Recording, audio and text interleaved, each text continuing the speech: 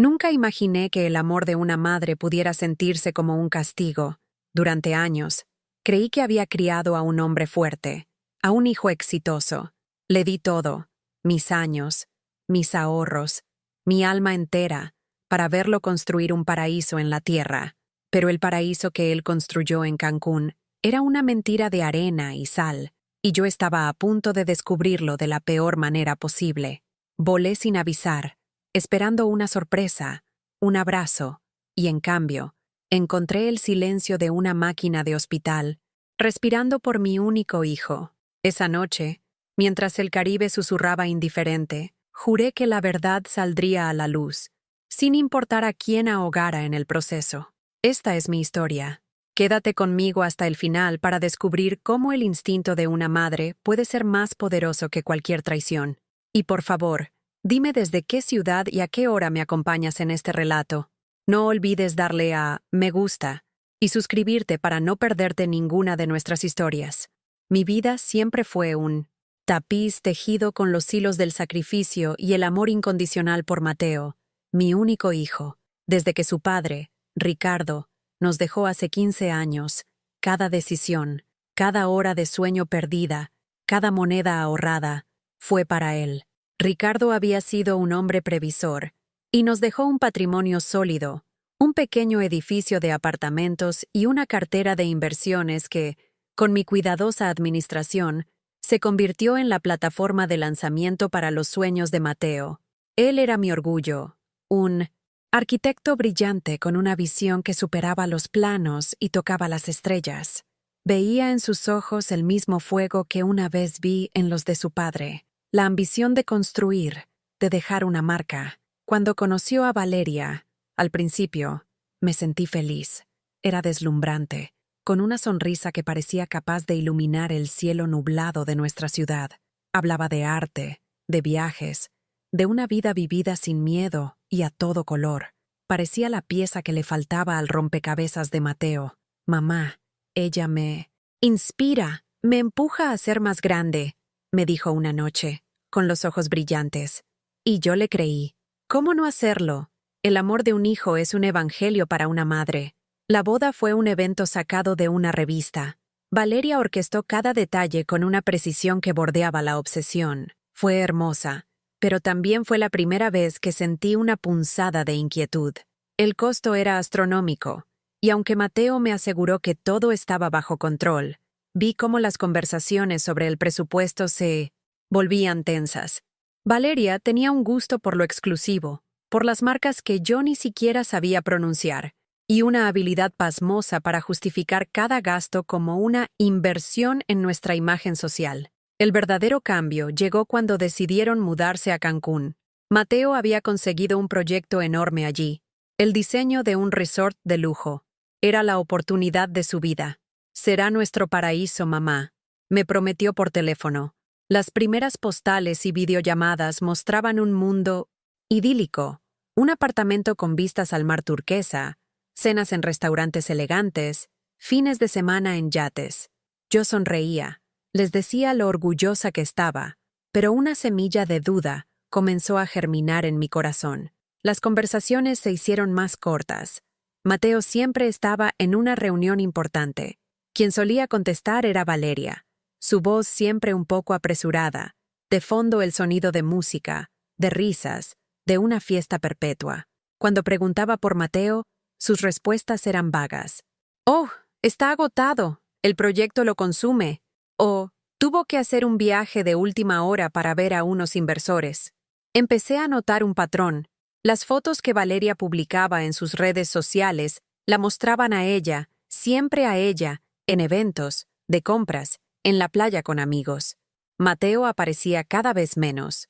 Cuando lo hacía, su sonrisa parecía forzada. Sus ojos llevaban el peso de un cansancio que no era solo físico. Había una sombra en él. La herida inicial no fue un grito ni una pelea. Fue un susurro, una distancia que se medía en excusas y silencios. Mi hijo, el centro de mi universo, se estaba convirtiendo en un extraño en su propio paraíso, y yo, a miles de kilómetros de distancia, Solo podía sentir el frío de un mal presentimiento que se negaba a desaparecer. La angustia comenzó como un nudo apretado en mi pecho, una sensación constante de que algo iba terriblemente mal. Las llamadas de Mateo, que antes eran mi ritual diario, se volvieron raras, espaciadas por semanas, y cuando llamaba, su voz sonaba distante, hueca, como un eco proveniente de un lugar muy lejano. Me aseguraba que todo estaba bien, que el trabajo era exigente, que me extrañaba, pero las palabras parecían ensayadas, desprovistas de ese calor familiar que siempre me había tranquilizado. Valeria, por otro lado, era la guardiana del teléfono. Cada vez que yo llamaba, era ella quien contestaba, con su voz melosa y sus excusas listas. Elena, querida, está en una reunión con inversores árabes. Ya sabes cómo. Tomó un vuelo de última hora a Ciudad de México. Ni siquiera tuvo tiempo de avisar. Intentaba creer. Quería creer que mi hijo solo estaba viviendo la vida ajetreada de un arquitecto exitoso. Pero mi instinto de madre gritaba en silencio. Era una alarma que sonaba día y noche. ¿Por qué no podía devolverme la llamada, aunque fuera por un minuto? ¿Por qué sus mensajes se habían vuelto monosilábicos? La gota que colmó el vaso fue cuando llamé en su cumpleaños. Valeria contestó, riendo, con el sonido de una fiesta ruidosa de fondo. «Ah, Elena, qué amor que llames. Mateo está por aquí en alguna parte, recibiendo a los invitados. Es una locura. Le doy tu recado, ¿sí? Besos». Colgó antes de que pudiera decirle «felicidades» a mi propio hijo. Esa noche no dormí. La imagen de una fiesta, de risas, mientras yo era mantenida a distancia, me atormentó. El nudo en mi pecho se convirtió en un dolor físico.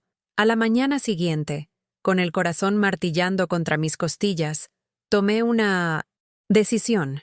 Entré en el sitio web de la aerolínea y compré un boleto de ida a Cancún para el día siguiente. No le avisé a nadie. Si todo estaba bien, sería una sorpresa maravillosa. Si no, necesitaba verlo con mis propios ojos. El vuelo pareció durar una eternidad. Cada nube que pasaba por la ventana parecía un mal presagio. Cuando el avión aterrizó en Cancún, una ola de calor húmedo me envolvió, pero por dentro sentía un frío glacial. Tomé un taxi a la dirección que tenía, un condominio de lujo, frente al mar. El portero, después de algunas dudas, me dejó subir. El apartamento era exactamente como en las fotos. Espacioso, minimalista, con una vista impresionante al océano. Pero estaba silencioso, vacío. La cama estaba deshecha. Había copas de vino a medio tomar en la sala, pero no había rastro de Mateo o Valeria. Llamé a Valeria. La llamada se fue al buzón de voz. Llamé a Mateo. Su teléfono estaba apagado. El pánico comenzó a apoderarse de mí.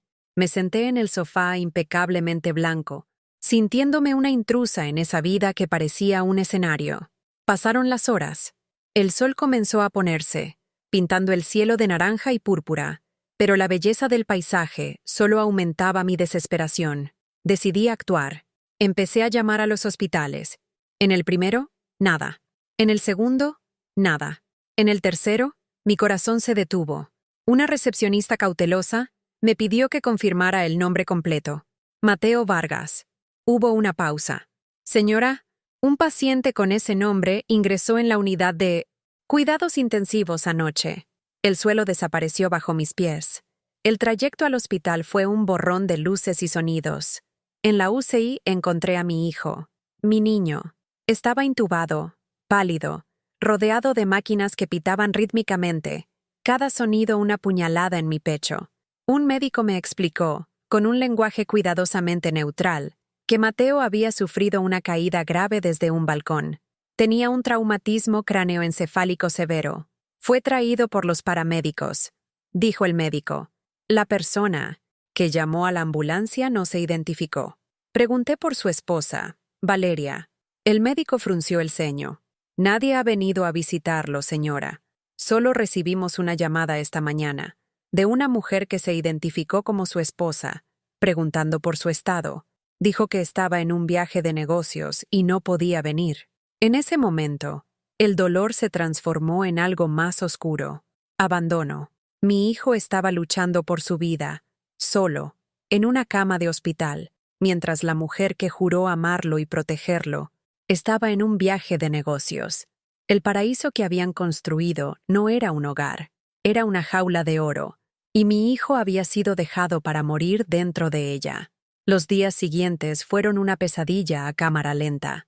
Pasaba cada minuto al lado de Mateo, sosteniendo su mano inerte, hablándole, cantándole las mismas canciones de cuna que le cantaba cuando era un niño con miedo a la oscuridad. Hablaba con los médicos, con las enfermeras, tratando de armar el rompecabezas de esa noche terrible. Nadie tenía respuestas claras.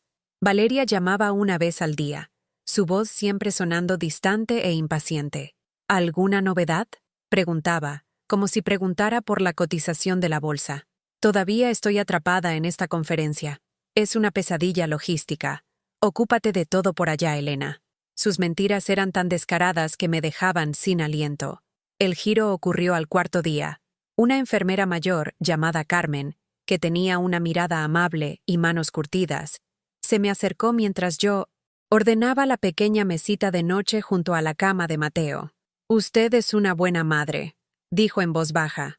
«Su hijo tiene suerte de tenerla». Las lágrimas brotaron en mis ojos. Entonces, me entregó una bolsa de plástico transparente, de las que usan para guardar las pertenencias de los pacientes. Esto llegó con él en la ambulancia. Su esposa nunca vino a buscarlo. Mi corazón se aceleró. Dentro de la bolsa estaban la billetera de Mateo y su celular, con la pantalla rota en una esquina. Agradecí a Carmen con la voz quebrada y me senté en el sillón, la bolsa de plástico pesando en mis manos como si contuviera el destino. Abrí primero la billetera. Estaba casi vacía, salvo por algunas tarjetas de crédito y una foto vieja y descolorida de él y yo el día de su graduación universitaria. Luego, tomé el celular. La batería estaba completamente agotada. Pedí prestado un cargador en la recepción y lo conecté, mis manos temblando tanto que apenas podía encajar el cable. Esperé lo que pareció una eternidad.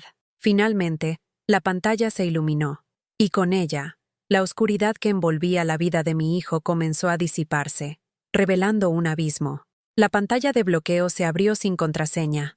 Lo primero que vi fue una avalancha de notificaciones, mensajes de texto de números desconocidos, todos con un tono amenazante.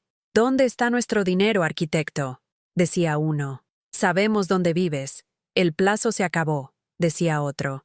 Eran prestamistas. Mi estómago se revolvió.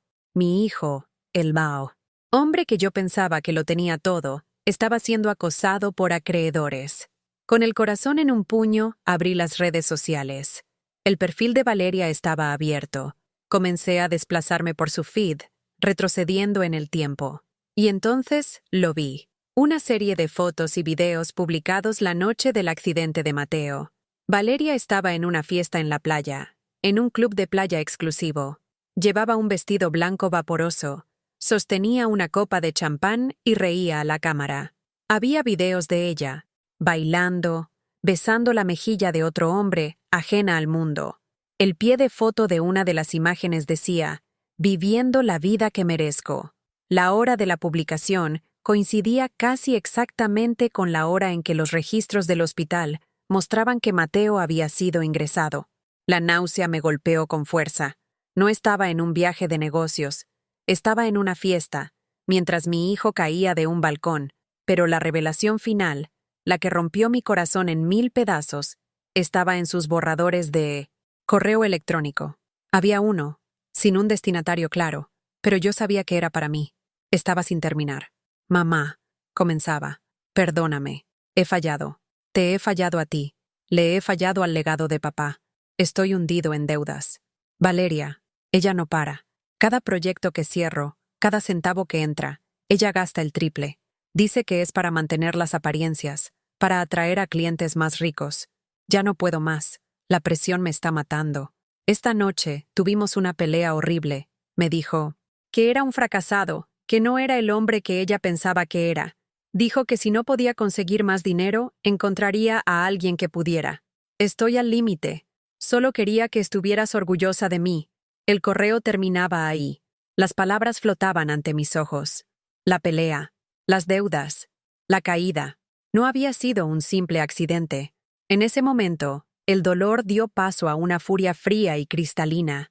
Ya no era solo una madre afligida, era una leona protegiendo a su cría herida, y la caza estaba a punto de comenzar. El dolor en mi pecho se solidificó, convirtiéndose en una armadura de hielo. El llanto dio paso a una claridad cortante. Mi misión ya no era solo cuidar de Mateo, era proteger lo que quedaba de él, de su dignidad, de su futuro. Tomé mi propio teléfono e hice una única llamada. Llamé a Armando, el abogado de la familia durante más de 30 años, el hombre que ayudó a Ricardo a construir nuestro patrimonio y que me ayudó a administrarlo tras su muerte. Con voz firme, desprovista de cualquier temblor, le relaté todo. La situación de Mateo, el abandono, las deudas, el correo electrónico, las fotos de la fiesta. Armando escuchó en silencio. Su único comentario era un ocasional «entiendo». Cuando terminé, dijo con una calma letal: «Elena, el fondo principal que Ricardo dejó todavía está bajo tu administración. Mateo tiene acceso a los rendimientos, pero tú eres la ejecutora principal. Tienes el poder de proteger esos activos. Dime qué hacer». Y yo le dije: «Congélalo todo, Armando. Cada cuenta conjunta, cada tarjeta de crédito adicional. Corta el flujo de dinero. Ahora». La confrontación no tardó en llegar. 2 días después, la puerta de la habitación del hospital se abrió de golpe. Entró Valeria, su rostro una máscara de indignación. No miró a Mateo. Sus ojos me fulminaron. «¿Qué has hecho?», siseó. «Mis tarjetas han sido todas rechazadas. La transferencia del alquiler no se ha hecho. ¿Qué demonios crees que estás haciendo?». Yo estaba sentada en mi inocentina el sillón junto a la cama, como lo había estado durante días. No me levanté, simplemente la miré fijamente, dejando que el silencio se cerniera en el aire. El sonido constante del monitor cardíaco de Mateo era la única banda sonora. «Te he preguntado qué has hecho, Elena», repitió ella, su voz subiendo una octava. Con calma, tomé el celular de Mateo, que estaba sobre la mesita, y lo desbloqueé. Sin decir una palabra, abrí la galería de fotos y giré la pantalla hacia ella. Le mostré la foto de ella riendo en la fiesta, con la fecha y la hora visibles. Sus ojos se abrieron de par en par. Pasé a la siguiente foto, la de ella bailando con otro hombre. Su boca se abrió, pero no salió ningún sonido. Dije, mi voz baja pero resonando en la habitación estéril. «¿Fue tu viaje de negocios? ¿Esta fue tu conferencia impostergable?». Ella intentó recomponerse. «Eso no es asunto tuyo. Fue solo una fiesta de networking. No entiendes nuestro estilo de vida». «Ah, sí que lo entiendo», continué, mi calma desarmándola más que cualquier grito. Abrí los mensajes de texto de los prestamistas. «Entiendo que mi hijo estaba siendo amenazado de muerte por deudas que acumuló para financiar tu estilo de vida». El rostro de Valeria perdió todo el color. Dio un paso atrás. «Y finalmente», dije, abriendo el borrador del correo electrónico de Mateo, «entiendo la pelea que tuvieron minutos antes de que él se cayera del balcón». Le entregué el celular. Sus ojos recorrieron las palabras de mi hijo. Vi cómo sus hombros se hundían, la arrogancia deshaciéndose como el humo. Por primera vez, parecía frágil, expuesta. El silencio que siguió fue el más ruidoso que he escuchado jamás. No hacían falta más palabras. Los silencios que hablan eran los pitidos de la máquina que mantenía vivo a mi hijo, el zumbido del aire acondicionado, su respiración agitada mientras la verdad la ahogaba. «Yo», comenzó, su voz un susurro roto. «Yo no lo empujé. No hizo falta», respondí, tomando el celular de vuelta. «Lo empujaste al borde del abismo mucho antes de esa noche. Lo abandonaste cuando más te necesitaba. Se acabó el dinero, Valeria. Se acabó el estilo de vida. Ahora, por favor, sal de la habitación de mi hijo». Me miró una última vez, una mezcla de odio y derrota en sus ojos. Luego, se dio la vuelta y salió, cerrando la puerta suavemente tras de sí. En ese momento, no sentí triunfo, solo un sombrío alivio. La redención no fue una victoria sobre ella, sino la recuperación del control. Había levantado una muralla alrededor de mi hijo, y ningún buitre volvería a acercarse. Las semanas que siguieron fueron un lento y doloroso regreso a la luz. Mateo salió del coma. La primera vez que sus ojos se abrieron y se enfocaron en los míos, fue como ver el amanecer después de una noche interminable. Al principio no podía hablar, pero su mirada lo decía todo. Había miedo, vergüenza y un profundo alivio. Yo estaba allí, sosteniendo su mano, tal como le había prometido en mis susurros silenciosos. El camino hacia la recuperación fue largo. Fisioterapia, terapia del habla, sesiones para lidiar con el trauma psicológico. Me mudé a un pequeño apartamento alquilado en Cancún para estar cerca de él. Vendimos el apartamento de lujo y todo lo que contenía, usando el dinero para saldar las monstruosas deudas que Valeria había dejado atrás. Ella desapareció de nuestras vidas. Armando se encargó del divorcio. No se opuso a nada. No tenía cómo.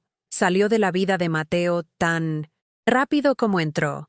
Una tormenta tropical que dejó un rastro de destrucción. La parte más difícil no fue la recuperación física de Mateo, sino la emocional. Una noche, mientras mirábamos el mar desde el balcón de nuestro modesto apartamento, finalmente rompió el silencio sobre lo que había sucedido. Me sentía un impostor, mamá, confesó, su voz aún débil. Quería darle el mundo que ella decía merecer. Y cuanto más le daba, más quería ella. Tenía tanto miedo de decepcionarte, de admitir que había perdido el control, que el paraíso que te pinté era un infierno.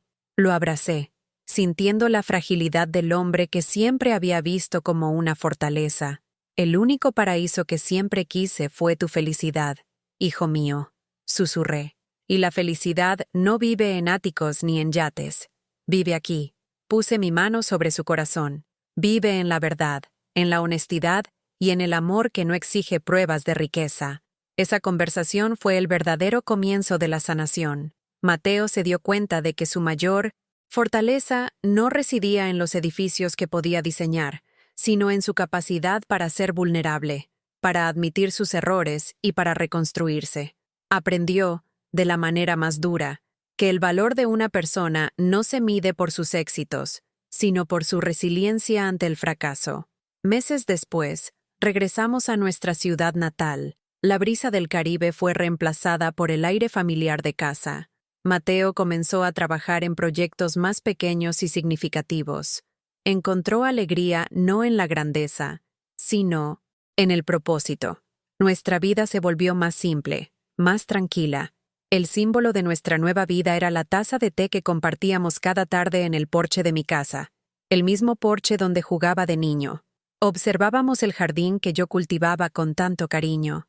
Cada flor una prueba de que, incluso después del invierno más duro, la vida siempre encuentra la manera de volver a florecer. Aprendí que el amor de una madre no es solo dar, es proteger, es tener el coraje de intervenir, de derribar los castillos de arena para salvar a la persona que vive dentro de ellos. La lección que la vida nos dio fue clara. La verdadera riqueza no puede depositarse en un banco ni exhibirse en una fiesta. Se construye sobre los cimientos de la confianza, el respeto y, sobre todo, la presencia. Es saber que, sin importar cuán fuerte sea la tormenta, siempre habrá un puerto seguro esperándote. Gracias por acompañarme hasta el final de este viaje. ¿Qué parte de la historia te ha conmovido más? Deja tu comentario abajo. Me encantaría leer tu opinión. Y si esta historia ha resonado contigo, por favor, dale a me gusta, compártela con alguien que necesite escucharla y suscríbete al canal para más relatos del corazón.